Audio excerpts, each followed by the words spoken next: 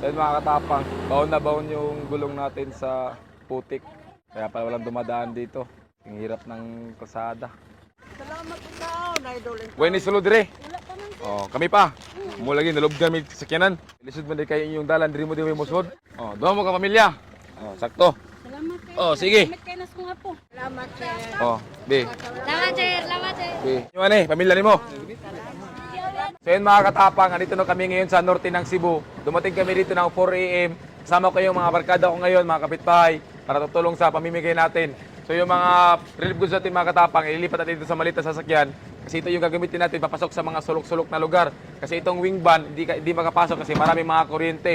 So yung target natin ngayon mga katapang, yung mga sulok-sulok na lugar. Kasi yun yung mga lugar na hindi masyadong nabigyan kasi nasa sulok-sulok sila. Itong lugar na pinasok namin ngayon mga katapang, isa to sa mga requested ng mga tao na dapat pasukin namin dahil walang masyadong pumapasok dito dahil sa sitwasyon ng lugar nila na nasa sulok-sulok sila. Kaya hindi sila nabibigyan. So ganitong klaseng lugar mga katapang, ang paborito namin pasukin dahil deserve nila makatanggap. Par, nagagawan mo to par. So saan mo kami dinala?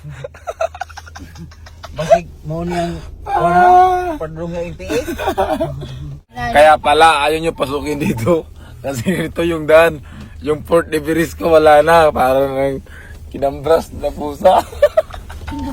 Tingnan nyo, yung mga damo. Kumakaway-kaway na sa katawan na sa sasakyan. Hindi na to par. Layo pa naman ang binyayin natin. So yun mga katapang, ito na yung sinasabi ko na haharap tayo ng pagsubok sa misyon natin ngayon. Kasi yung sasakyan natin na kinargahan ng tubig, pagkain, nabaon yung gulong sa lupa. So ngayon, pupuntahan natin kasi naiwan sila. Kasi pinasok namin itong lugar na may mga deserving na mabibigyan. Kaya para walang dumadaan dito kasi yung hirap ng daan. Pero okay lang, pagsubok lang to. Tante, mabibigyan ito yung mga hindi nabibigyan.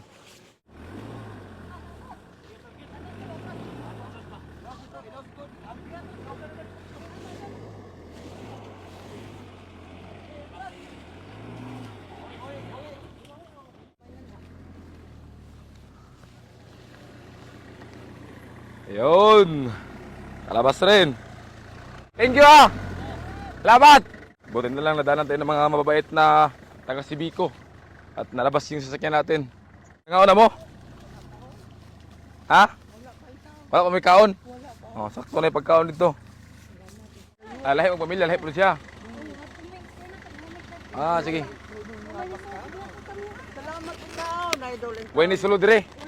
Oh, kami pa. Mulagi nalob kami sa sakyanan. Lisod man di kayo inyong dalan, diri mo di mo musod. O may kaon. Bukal taon ni Pwede siya ka tubig. Salamat, intaon, Idol. Oh, sige. Salamat, intaon. Oh, doon mo ka pamilya.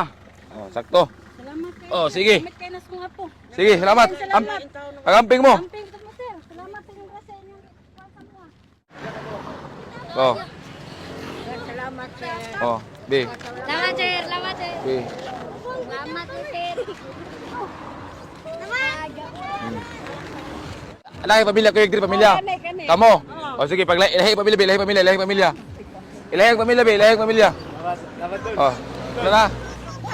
Iwan yung tubig na ha. Iwan yung tubig. Oh. Iwan eh, pamilya nimo.